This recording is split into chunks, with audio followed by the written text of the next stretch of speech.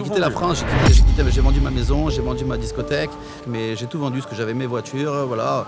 Je suis arrivé ici à peu près avec 400 000 euros. Ouais, j'ai tout vendu. Je suis venu avec un sac à dos, une valise et changement de vie pour mes 40 ans. Un Européen qui vient vivre en Thaïlande, il faut compter 100 000 bahts par mois. Si tu veux avoir toi une maison, si tu veux avoir une voiture, si tu veux avoir une couverture sociale, un boulot. Voilà, 2-3 000 euros par mois. Nouvelle loi, nouvelle taxe, loi anti-alcool, loi anti-drogue, loi anti tout ce que tu veux.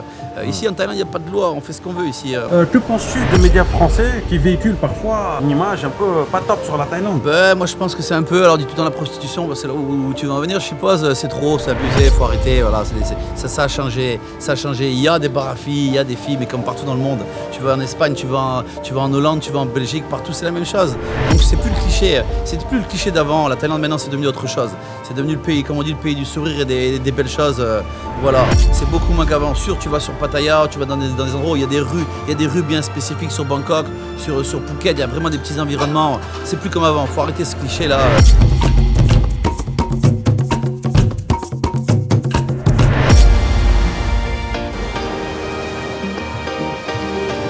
Sabri Thai, en direct de Thaïlande, je suis à Koh Samui et aujourd'hui je rencontre David.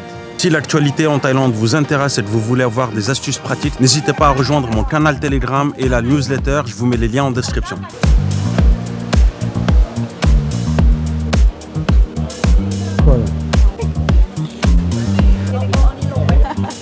Bonjour David. Salut Sabri, bienvenue. Enchanté de te rencontrer. Au plaisir de te recevoir à Chaweng. Alors ça fait longtemps que tu es ici? Moi ça fait 9 ans que je vis sur Koh Samui là maintenant. 8 ans que j'ai monté l'affaire ici, donc ça fait un petit moment déjà. Okay. Je viens sur Samui depuis 22 ans, donc ça fait déjà pas mal d'années que je suis. Qu'est-ce qui t'a poussé à partir? L'envie de changer de vie, voilà, un peu comme tout le monde. J'étais commerçant de nuit, moi j'avais bar de nuit, discothèque à Perpignan, dans le sud de la France, bossé 25 ans la nuit. L'hiver, Miribel-Courchevel, l'été, Argelès-sur-Mer et Céré exactement, où j'avais ma discothèque. Pendant 25 ans? Pas pendant 25 ans, 14 ans en station de balnéaire et après 10 années à Céré. Voilà, où j'avais un établissement de nuit, discothèque, bar de nuit, restaurant. Ça te plaisait pas? Ça me plaisait, la vie était agréable, bosser que le week-end. Mais voilà, envie de changer de vie, problème, voilà, bosser la nuit c'est devenu compliqué en France. Comme tout le monde, des problèmes de taxes, des problèmes de l'insécurité du travail, les nouvelles lois, les nouvelles règles, voilà, envie de soleil. Voilà, tout simplement. C'est un ras-le-bol général? Ouais, un petit peu ras-le-bol général. Si c'est une envie de soleil, tu pouvais passer des vacances? Ouais, un petit peu ras-le-bol général, voilà. Je passais beaucoup de temps à Ibiza, en Espagne, donc la vie là-bas me plaisait. Et je me suis dit, pourquoi pas essayer de trouver boulot et plaisir, trouver un mix entre les deux. Donc je suis parti vivre 2 ans à Ibiza, quand j'ai vendu discothèque, bar, restaurant. Parti au soleil, envie de soleil tout simplement, et de bosser dans un cadre de vie agréable. Comment ça s'est passé là-bas, à Ibiza? Très sympa, c'est des vacances, donc voilà. Il faut beaucoup d'argent, non? Ibiza, il faut beaucoup d'argent. Pourquoi tu es allé à Ibiza? En fait, moi je voulais aller à Ibiza pour trouver un établissement qui bossait un peu moins la nuit, plus ciblé sur le jour, bord de plage, qui travaillait au moins 6 mois dans l'année, parce que la saison en France était devenue compliquée. On bossait 2-3 mois seulement d'été, donc voilà. Tu es parti à Ibiza pour profiter de l'atmosphère là-bas ou pour du business en fait? Ouais, un peu pour les deux, pour l'atmosphère, envie de se reposer un petit peu. Et de là, c'est devenu, les beach clubs ont commencé à démarrer. On part de là il y a 12-13 ans en arrière. Un beach club, c'est un restaurant avec un bar de plage, restaurant, transat, piscine, musique. À l'époque, c'était seulement des restaurants de plage. Et le mot beach club est événementiel, avec des soirées, avec des animations. Voilà, ce qui est devenu depuis 10, 12, 13 ans à peu près à la mode. Donc les beach clubs ont démarré. Donc de là, moi, je me suis dit, pourquoi pas moi faire pareil? À Ibiza. Voilà, mais à Ibiza, c'était beaucoup trop cher. C'est combien à peu près? Un établissement comme celui-ci, à Ibiza, déjà, il n'y a plus de terrain. On va parler dans les 3, 4, 5 millions d'euros. Donc 5 millions d'euros là-bas? Ouais, pour monter un établissement comme le mien, voilà, si on trouve un terrain, si on trouve un emplacement. Moi, je venais en Thaïlande moi, ça fait 22 ans que je vais en Thaïlande, donc j'avais beaucoup de contacts ici. Je me suis dit, dans ma tête, voilà, il me faut un beach club. Voilà, ça commence à démarrer. C'est le truc sympa où tu bosses un peu la journée, où il y a des gens qui sont agréables, c'est festif, c'est une belle clientèle. Je vais faire ça en Thaïlande. Voilà, donc là, je me retrouve. Pourquoi la Thaïlande? Il y a le Vietnam aussi. La Thaïlande, c'est quand même agréable. Tout est facile, tout est simple. Si on arrive avec un petit peu d'argent, si on sait faire les choses, il faut être pro, bien sûr, tout est facile. Donc, quel serait ton conseil pour des nouveaux expats qui aimeraient s'implanter ici? Le conseil déjà c'est être pro en France ou être part ailleurs, être sûr de son choix parce que la vie ici est compliquée. Un truc super important dont on n'a pas dit, il y a beaucoup de familles qui viennent vivre en Thaïlande et malheureusement ils doivent partir à cause des enfants. Pourquoi? Parce qu'une école ici c'est 500-600 € par mois pour un enfant, donc c'est très très cher. À Samui il y a 3 écoles françaises pour les enfants. Donc les gens ils arrivent ici, ils trouvent un boulot, ils ont un petit boulot qui gagne un peu d'argent, ils ont une petite maison, ils ont une bagnole, une couverture sociale, mais ils ne pensent pas à l'école. L'école on dit de suite 1200, 1300, 1400 € par mois à sortir pour les enfants. Donc il y en a plein qui quittent la Thaïlande aussi parce qu'ils ne peuvent plus assumer l'école des enfants, qui est payant en Thaïlande, hein. On n'est pas en France, hein. Donc ça aussi des fois on dit le système français on s'en plaint, mais voilà, hein, l'école est gratuite en France, hein. L'école est gratuite en France, plein de services médicaux en France sont couverts. En Thaïlande tu es malade, tu as un accident de voiture, un accident de scooter, si tu n'as pas de couverture, si tu n'as pas une carte bleue pour t'assurer, malheureusement... Au final en France on a quand même un bon confort. Ouais, après je peux pas mal parler, j'ai quitté la France pour plein d'autres choses, mais il y a plein de choses qu'on avait en France et qui manquent ici, c'est sûr. Mais bon, voilà, moi j'ai envie de te dire, toutes ces petites choses, tous ces petits bonus qu'il y avait en France, on s'en fout quand on vit là, on est heureux, regardez là où on vit, il y a la mer, on a les gens qui sont heureux, les gens ont le sourire. C'est le paradis ici ou pas? Ouais, c'est le paradis, franchement, ouais, c'est le paradis. Moi j'ai fait le tour du monde pendant ces 15 dernières années, j'ai beaucoup voyagé et la Thaïlande c'est resté exceptionnel. J'ai fait le Vietnam, j'étais encore au Vietnam il y a 3 mois en arrière, j'ai fait le Vietnam, j'ai fait le Laos, j'ai fait tous les pays d'Asie, Bali. C'est différent, mais la Thaïlande pour moi c'est l'endroit où c'est le mieux. Voilà, Koh Samui dans mon cœur parce que c'est mon île favorite. Là pendant un an j'ai eu le temps de voyager pendant le Covid, de refaire toutes les îles en long en large, le nord de la Thaïlande, Koh Payam, le sud, le nord, tout ça. Et puis Samui, voilà, Samui, il y a un aéroport à 5 minutes, un aéroport international, on a des hôpitaux internationaux, le dentiste il est encore mieux que ce qu'on a en France. On a tout ce qu'on veut ici, ces derniers cris, avec une vie d'expat. Voilà, en tout cas, si vous voulez venir passer le petit bonjour à David. Voilà, n'hésitez pas à venir, hein. L'Elephant Beach Club, Koh Samui, Chaweng. Petite parenthèse, si la Thaïlande ou l'Asie de façon générale vous intéresse, n'hésitez pas à vous abonner à la chaîne, à me suivre sur Instagram. Je vous mets les liens en description. Mais pourquoi tu es allé à Ibiza? En fait, moi je voulais aller à Ibiza pour trouver un établissement qui bossait un peu moins la nuit, plus ciblé sur le jour, bord de plage, qui travaillait au moins 6 mois dans l'année, parce que la saison en France était devenue compliquée. On bossait 2-3 mois seulement d'été, donc voilà. Tu es parti à Ibiza pour profiter de l'atmosphère là-bas ou pour du business en fait? Ouais, un peu pour les deux, pour l'atmosphère, envie de se reposer un petit peu. Et de là, c'est devenu, les beach clubs ont commencé à démarrer. On part de là il y a 12-13 ans en arrière. Un beach club, c'est un restaurant avec un bar de plage, restaurant, transat, piscine, musique. À l'époque, c'était seulement des restaurants de plage et le mot beach club est événementiel avec des soirées, avec des animations. Voilà, ce qui est devenu depuis 10, 12, 13 ans à peu près à la mode. Donc les beach clubs ont démarré. Donc de là, moi, je me suis dit, pourquoi pas moi faire pareil? À Ibiza. Voilà, mais à Ibiza, c'était beaucoup trop cher. Combien à peu près? Un établissement comme celui-ci, à Ibiza, déjà, il n'y a plus de terrain. On va parler dans les 3, 4, 5 millions d'euros. Donc 5 millions d'euros là-bas? Ouais, pour monter un établissement comme le mien, voilà, si on trouve un terrain, si on trouve un emplacement. Moi, je venais en Thaïlande depuis moi, ça fait 22 ans que je vais en Thaïlande, donc j'avais beaucoup de contacts ici. Je me suis dit, dans ma tête, voilà, il me faut un beach club. Voilà, ça commence à démarrer. C'est le truc sympa où tu bosses un peu la journée, où il y a des gens qui sont agréables, c'est festif, c'est une belle clientèle. Je vais faire ça en Thaïlande.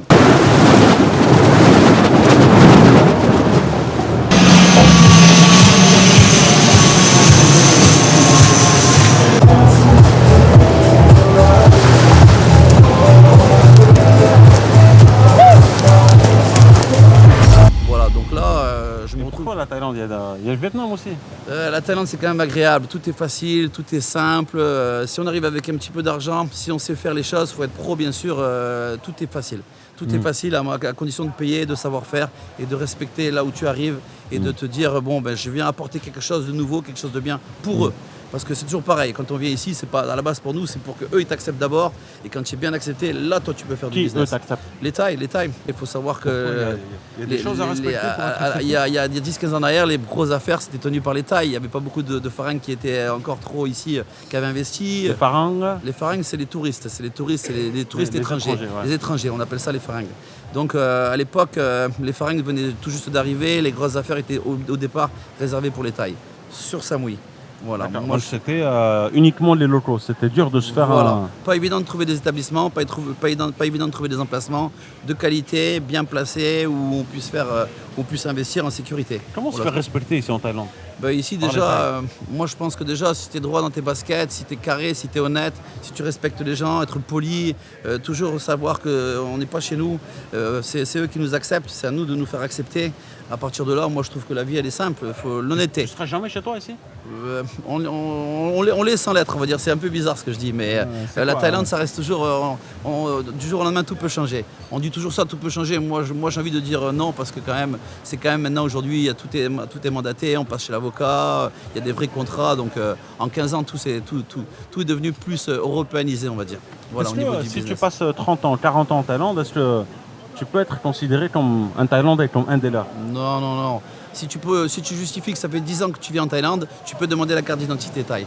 Ça, il faut le savoir. Il n'y a pas beaucoup de gens qui le savent, mais tu as une carte Dans les mœurs, dans les mœurs. Est-ce que Voilà. Non, non, non, non, non, non, non. Le Thaï Non. restera toujours le Thaï.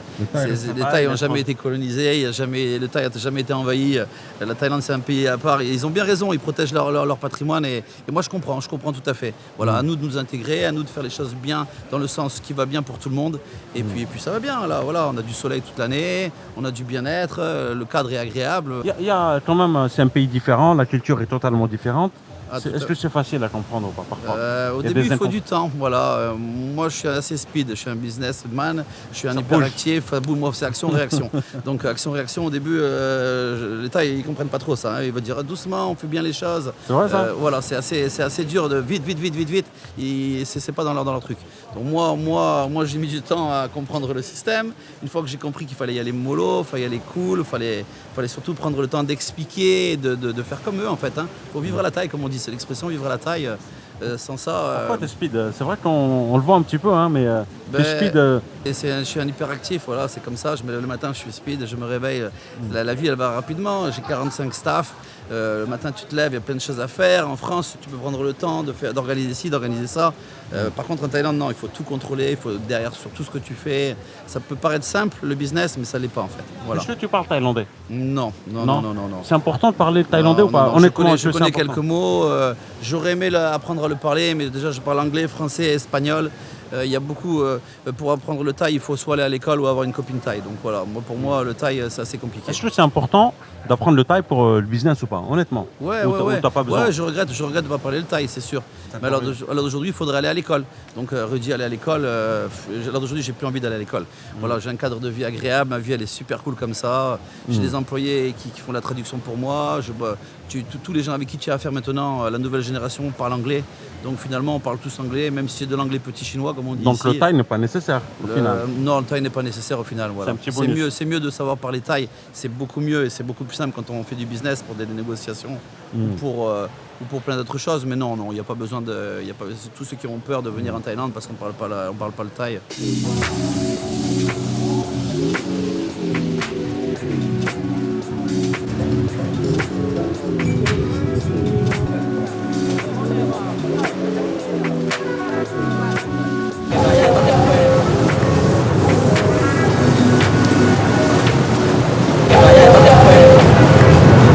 Est-ce que tu t'es déjà embrouillé, disputé ici en Thaïlande? Jamais. Soit jamais. avec les détails ou des étrangers?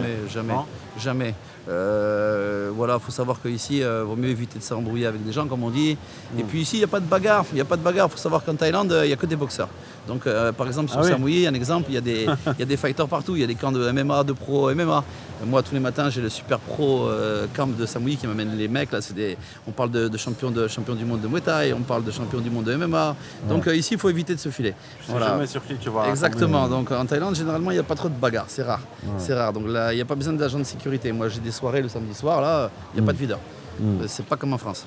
Tes amis, ton entourage, ce sont plus des francophones ou t'as un peu de tout? Ouais, Ou des locaux? J'ai beaucoup de Français et de Russes. Voilà. J'ai ma copine qui est russe, donc du coup j'ai la communauté russe qui me suit beaucoup depuis aussi ce qui se passe avec aujourd'hui la guerre et tout ça. Donc les Russes ont beaucoup quitté la Russie, ils sont venus en Thaïlande. Il y a beaucoup de Russes, beaucoup de Français ici chez moi. Voilà, c'est les deux en majorité, c'est ma grosse clientèle. Comment que ça se fait? Juste un mot sur les Russes. Comment que ça se fait qu'il y a beaucoup de Russes en Thaïlande? Ben, en fait, ils ont quitté le pays. Hein. Je crois qu'ils ont eu sans faire de politique ou donner de point de vue. Ils sont un peu dégoûtés de tout ce qui se passe. Ils se retrouvent le cul entre deux chaises, comme on dit. On parle un peu, voilà, avec la moitié de famille sont ukrainiens, la moitié de famille sont russes, les copains, les cousines, les machins. Donc pour eux, les pauvres, ils subissent ce qui se passe. Donc voilà. Moi, ayant une copine russe aujourd'hui, je vois un peu ce qui se passe réellement. C'est très difficile pour tout le monde, de leur part. Voilà, donc ils ont envie de quitter le pays tout simplement aussi. Et ceux qui ont un peu d'argent, justement, ceux qui ont une sécurité financière, ils quittent. Ils arrivent, ils viennent ici, ils investissent, ils achètent des maisons cash sur catalogue. C'est en pleine expansion. Hein. Tu t'es mis en couple avec une Russe, pas une Thaïlandaise. Est-ce qu'on peut... ouais, c'est un choix. C'est un choix personnel, voilà. Ouais, vivre avec une Thaïlandaise, c'est compliqué. C'est une autre mentalité, c'est un autre truc, voilà. C'est plus facile avec une Russe? Ouais, c'est beaucoup plus facile. Parce que là, voilà. Détails sur le comportement. Parce que voilà, on revient toujours à la même chose. Le Thaï est chez lui, la copine Thaï, ça va être compliqué. Dès qu'il y a des disputes, ça part sur des différents niveaux. La culture n'est pas la même, le respect n'est pas le même. Elles n'ont pas envie de travailler, c'est difficile. Donc nous, on est là vache à lait. Il faut savoir rien ici. Hein. Avec une Russe, vous êtes sur un territoire neutre. C'est différent. Voilà, elles ont un boulot, elles ont une situation aussi également. Ma copine, moi, elle est cosmétologue, elle est docteur. Donc chacun a son train de vie, quoi. Elle n'est pas dépendante comme peut l'être beaucoup de Thaïs. Sur le plan culturel, les Russes, elles sont comment? Elles sont droits, strictes, elles sont... Elles sont strictes. Elles sont strictes, elles sont sérieuses, elles vont pas. C'est une autre mentalité, voilà. Il y a quand même un cliché qui dit qu'elles sont très froides en général. C'est vrai ça? Non, c'est des conneries, ça. C'est pas ça. Des conneries? C'est parce qu'en France, les Européennes vont voir un mec, elles vont faire des sourires, elles vont regarder à droite à gauche, même si elles sont avec leur mec. Il y en a qui vont détester, mais c'est la vérité. La Russe, elle va jamais regarder à côté d'elle, elle va jamais regarder. Elle a son chéri, son mari, ou voilà, et ça lui convient. Donc ça explique. Elles sont pas froides. C'est qu'elles vivent dans leur monde, elles sont à leur table avec leurs amis, ils veulent pas être dérangés. C'est une question de mentalité. D'accord. Parlons maintenant de la communauté francophone des Français en Thaïlande. Est-ce que tu trouves qu'il y a une solidarité entre francophones, entre Français? Ouais, moi je suis le seul sur Chao Phraya. Il y a plusieurs parts. On va parler de Samui. Il y a Fisherman où il y a beaucoup de Français qui sont malheureusement les uns collés à côté des autres. Là, c'est un petit peu plus difficile, on va dire, l'entente de voisinage. Moi, je suis le seul sur Chao Phraya. La plage de Chao Phraya fait 3 km et je suis le seul touriste Farang, on va dire, qui a une affaire sur cet espace. Donc moi, j'ai pas de jalousie, j'ai pas de concurrence française. Donc je suis bien avec tout le monde, je suis bien vu avec tout le monde, on s'entend bien.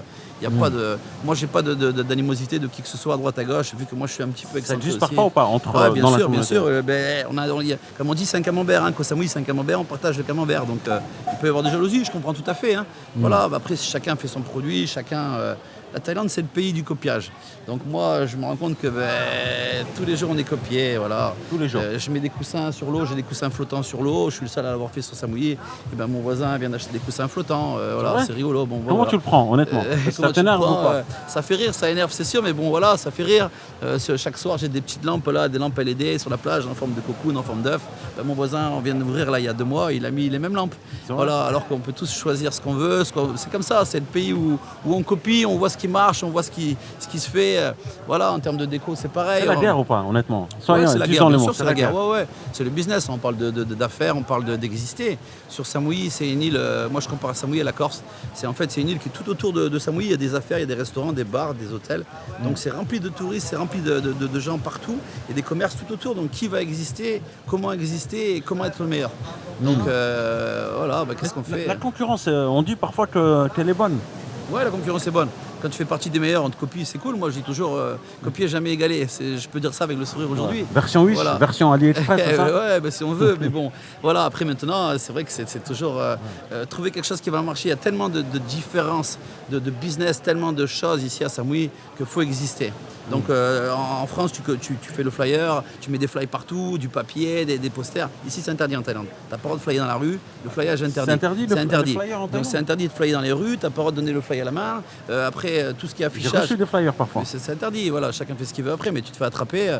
Voilà. Après, tout ce qui est affichage, on fait tous un peu le même boulot. On est tous hôtel, bar, restaurant sur la plage.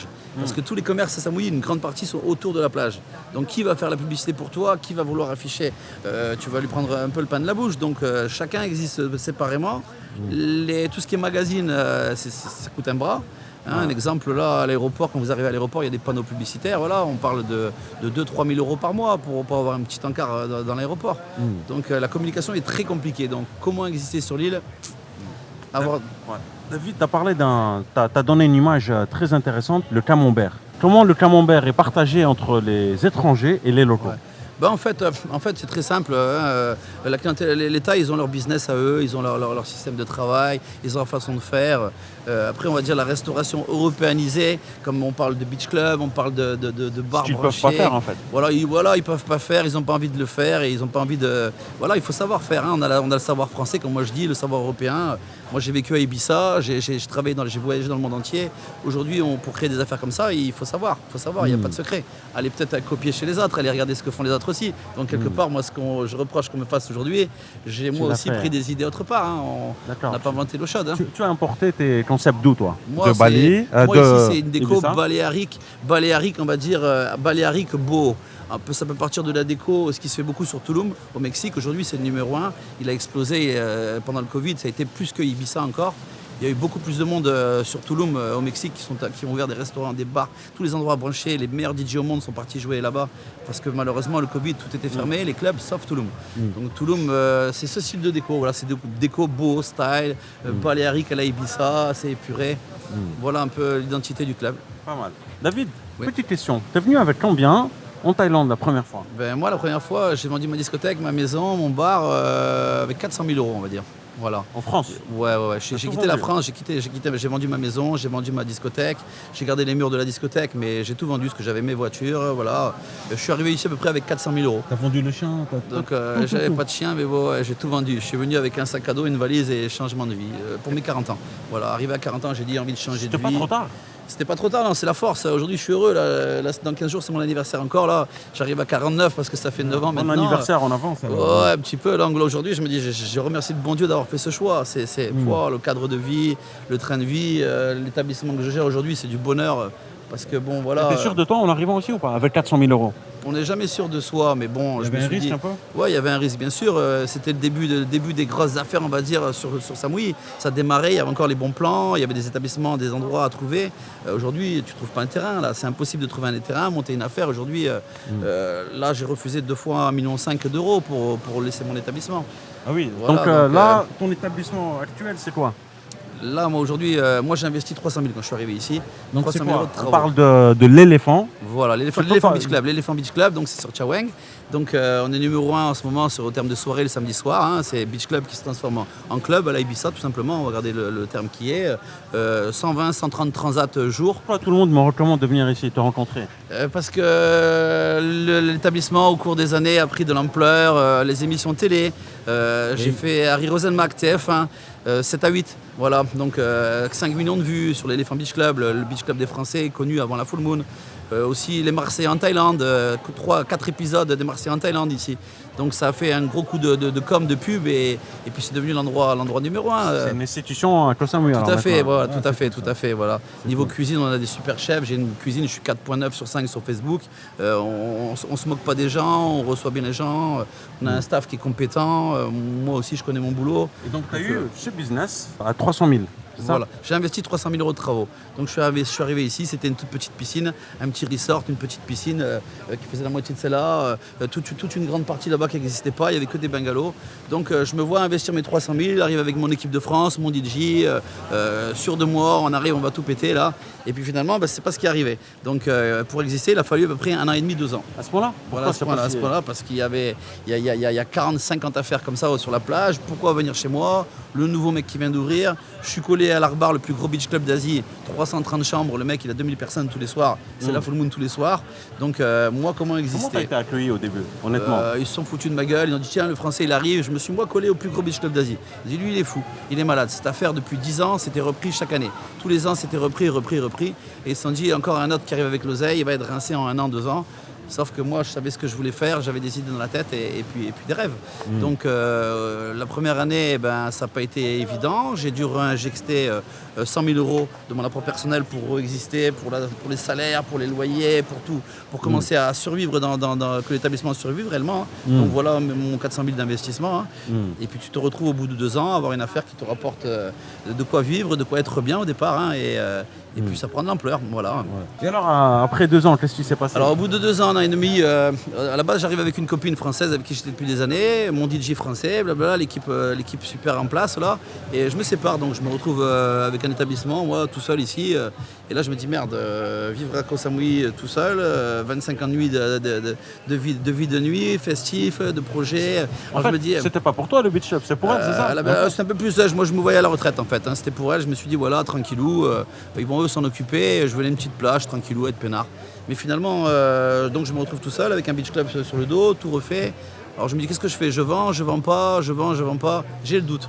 Donc là je me dis est-ce que je le vends? 300 000 euros ce que j'ai investi. Voilà, je me dis bon, mais pourquoi pas vendre? Donc pendant 6 mois, je me suis posé la question. J'ai eu des propositions d'achat et je me suis dit allez, on va voir ce qu'on va faire. Et puis de là je me dis allez, t'as un feu, je reste là. C'est décidé. Ouais, c'est décidé. Aller où? Refaire quoi? Rentrer en France? Hors de question. Aller en Espagne, c'est pas possible, hors budget. Donc là je me dis je garde. Et puis finalement, 3 ans, 4 ans, 5 ans, le truc il prend une tournure que ce qui est aujourd'hui, quoi. Hein, voilà. Aujourd'hui, de l'époque 20 staff, aujourd'hui j'en ai 45. Hein. Quand tu étais en France, tu gagnais combien par mois à peu près? En France, voilà, on va dire, ouais, c'est de tête, on va dire 5-6 000 euros par week-end. Voilà, de chiffre d'affaires. Par week-end? Ouais. Donc c'était une discothèque. Tu avais combien de salaire à peu près à toi par mois? Par mois, voilà, on va dire 5 000 euros, 4-5 000 euros, 400 000 euros pour toi. Voilà. Tu as quitté ce confort? J'ai quitté 4-5 000 euros par mois, ouais, quand c'était les bons mois, ou voilà. Et puis après, il y avait la sécurité de l'emploi, elle était pas sûre. La rentrée d'argent, elle était simple. Bosser que les week-ends. Nouvelle loi, nouvelle taxe, loi anti-alcool, loi anti-drogue, loi anti tout ce que tu veux. Ici, en Thaïlande, il n'y a pas de loi. On fait ce qu'on veut ici. On respecte. Il y a des lois, mais qui sont faites pour qu'on travaille. On veut te faire gagner de l'argent, on veut te faire bosser. Mais voilà, donc ici on te pousse à aller de l'avant. Tout à l'heure, tu as dit que tu avais quitté le milieu de la nuit parce que c'était un peu chiant. Mais tu reviens en Thaïlande, mais c'est pour bosser dans le milieu de la nuit. Voilà, là-bas c'était un beach club, petit beach club. Sauf que là, prix d'assaut, prix de ci, prix de ça, le plaisir aussi. Donc là aujourd'hui, le samedi soir, je suis le numéro 1 sur l'île. Il y a des DJ internationaux qui viennent jouer. Comme j'ai eu le DJ Ziavner qui est venu jouer il y a 3 semaines. Là pour janvier, j'ai booké Rabier Gonzalez, le DJ résident du Pacha et du Destino à Ibiza. J'ai Robbie Akbal de Touloum. J'ai des gros DJ internationaux qui viennent parce que finalement l'endroit est beau, super système de son, belle clientèle européanisée, russe, du beau monde on va dire. Une belle jet set.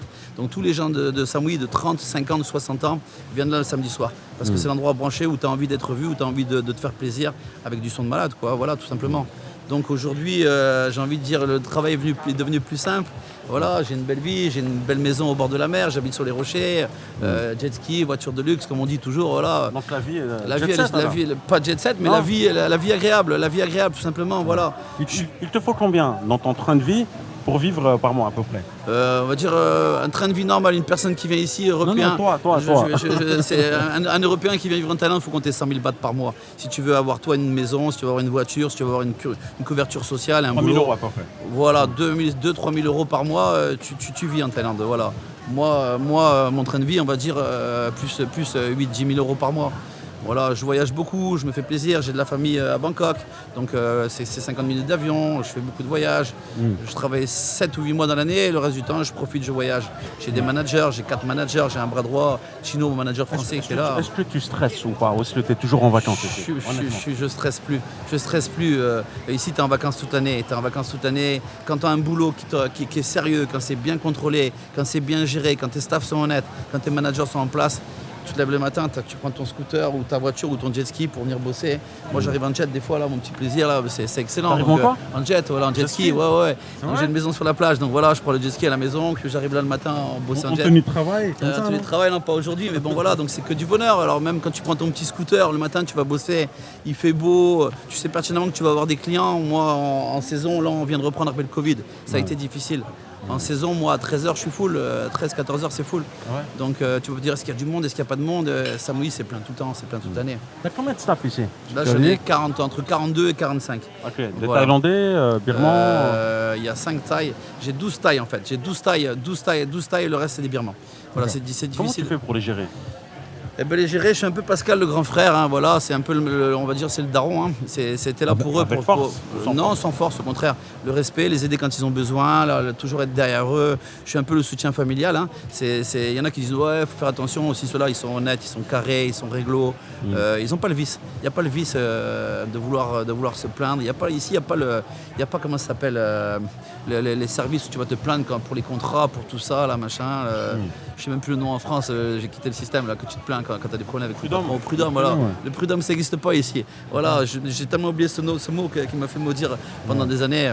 Donc ici, tout le monde est heureux de bosser. Relation de famille en fait ou c'est plus Exactement, relation de famille, relation de respect. Quand je suis pas là, quand je pars en vacances, ils m'envoient des textos tous les jours, ils s'amusent à battre des records de chiffre d'affaires. Ça t'arrange ça? Ouais, ça t'arrange parce que voilà, après, je suis bien avec eux. C'est une famille, c'est ma famille aussi. On est loin de tout le monde ici. Hein. Donc, est-ce que tu as du mal à les garder ou pas, honnêtement? Non, du tout. Moi, mes staffs, je suis là depuis 8 ans, ça fait 5 ans, 6 ans, 7 ans. Quand j'ai un staff qui s'en va, moi ici, c'est eux qui cherchent l'employé, c'est pas moi. J'ai pas besoin de mettre d'agence ni quoi que ce soit, c'est eux qui se trouvent leur équipe. Ils veulent du pro, ils veulent pas que faire le boulot 2 fois, ils veulent des gens carrés. C'est quoi le secret pour garder les gens là? Déjà bien les payer parce qu'il y en a beaucoup qui abusent malheureusement. Ils sont bien payés ici? Faut savoir qu'un SMIC en Thaïlande c'est 12 000 bahts. Voilà, c'est pas grand chose. Pour nous c'est rien. On peut parler du salaire ou pas à peu près? Un salaire c'est 12 000 bahts. Hein. Un salaire de démarrage c'est 12 000 bahts. Il y en a qui payent 8 9 000 bahts leur staff, c'est honteux. Moi je trouve pas ça normal. Donc prends pas tes staffs pour des cochons et donc à partir de là, moi mes staffs ils ont tous un salaire, le double même plus. Il y en a qui gagnent beaucoup plus. Hein. Mais le double de 24 000. Voilà, moi j'ai des salaires il y en a qui sont à 20 000, qui sont à 30 000. C'est des bons éléments, c'est des guerriers, c'est des machines.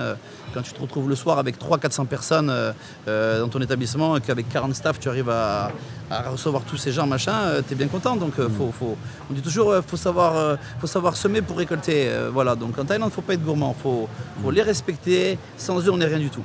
Voilà. Sans staff, il n'y a rien. Il y en a qui ne payent pas leur staff, les staffs se barrent. On me dit oui, des fois tu arrives le matin, tu viens travailler, tous les staffs sont partis, ils sont fâchés la veille, il y a eu un problème.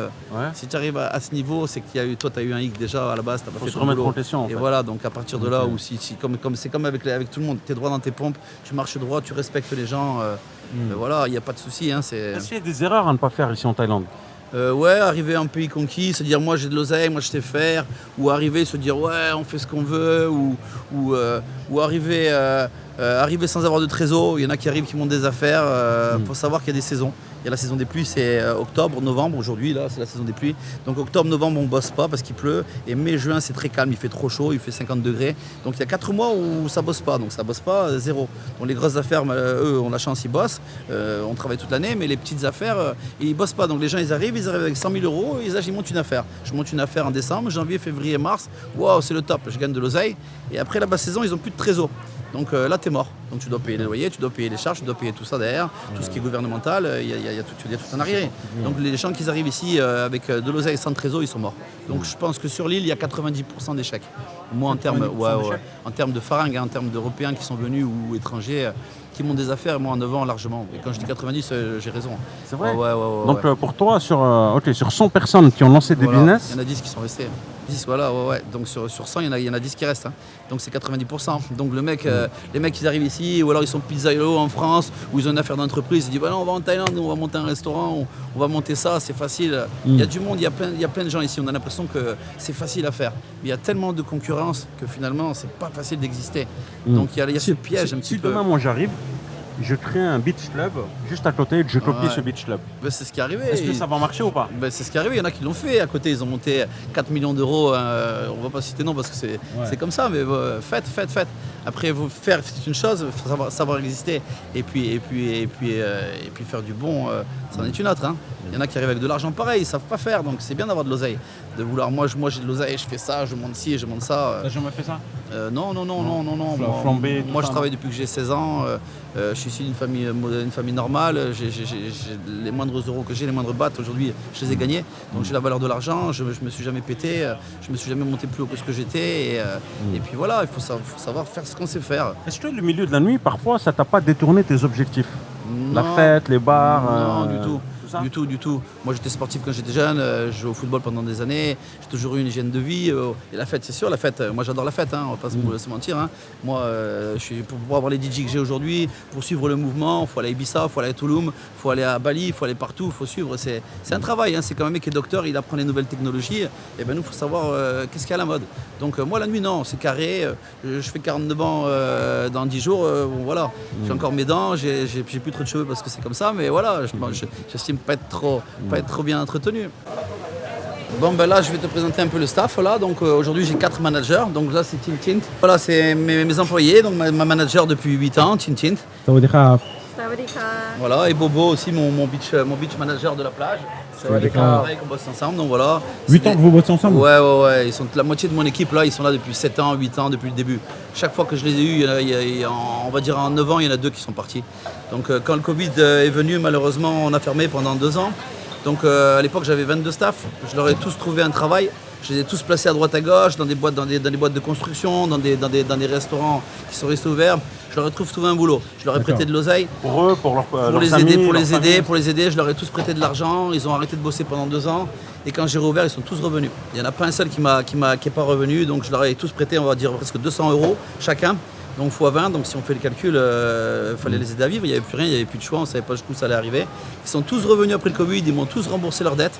Alors tu fais quoi comme spécialité? Alors moi j'ai une grosse identité française, normalement, bouffe française, européenne. Hein. Donc on a des salades, comme vous pouvez le voir là, la salade d'éléphant par exemple, notre plat phare. En Thaïlande, les salades c'est petit, les plats sont petits et moi j'ai fait l'inverse. Moi je veux du gros. Quand tu arrives à table, tu as envie de manger, tu as envie de bien vivre. Donc tous mes plats sont vraiment copieux. En termes de nourriture, on est vraiment au top. J'ai 9 staff en cuisine, j'ai 2 chefs. Et en gros, vous pouvez voir là maintenant ce qui se sert chez moi. Donc on a quand même une nourriture de qualité. Voilà, en tout cas, si vous voulez venir passer le petit bonjour à David. Voilà, n'hésitez pas à venir. Hein. L'Elephant Beach Club, Koh Samui, Chaweng. Que penses-tu des médias français qui véhiculent parfois une image un peu pas top sur la Thaïlande? Moi je pense que c'est un peu, alors du tout dans la prostitution, trop, c'est abusé, il faut arrêter, voilà, ça a changé, il y a des bars à filles, il y a des filles, mais comme partout dans le monde. La Thaïlande a vraiment changé à ce niveau, il y a eu des gros efforts, tout en sachant que ça y est toujours, comme dans n'importe quel pays du monde. Ça t'énerve, hein? Ouais, parce que c'est agaçant quand même, voilà. Moi je vois des gens qui sont en couple avec des Thaïs, les gens les voient, ils font plus l'amalgame, les mecs, il y en a qui viennent en vacances, ils font pas l'amalgame entre une meuf qui travaille dans un bar et une meuf qui fait de la prostitution et une meuf qui est là normale ou qui travaille dans un magasin ou qui travaille dans un salon de massage tout simplement là le soir, elle sort, ils font plus la différence, il y a un manque de respect total à ce niveau. Ah, tu crois ça? Ouais, je crois et je le vois tous les jours, donc c'est pour ça, c'est bien, les mœurs changent. Les mœurs changent, les gens ouvrent les yeux un petit peu, ils sont un peu plus développés et le QI est un petit peu élevé, donc respecter aussi les filles qui vivent là parce que malheureusement on dit toujours la Thaïlande c'est ça, je me mets à la place d'une fille thaï, moi on parlait tout à l'heure de filles, moi je suis pas en couple avec une thaï mais je les respecte tout autant et puis voilà quoi. Je vous mets 2 autres vidéos que vous pouvez regarder. J'espère que vous avez apprécié cette vidéo. David, merci beaucoup pour ton partage d'expérience. Avec plaisir. Hein. Prenez soin de vous et je vous dis à très bientôt. Ciao, ciao.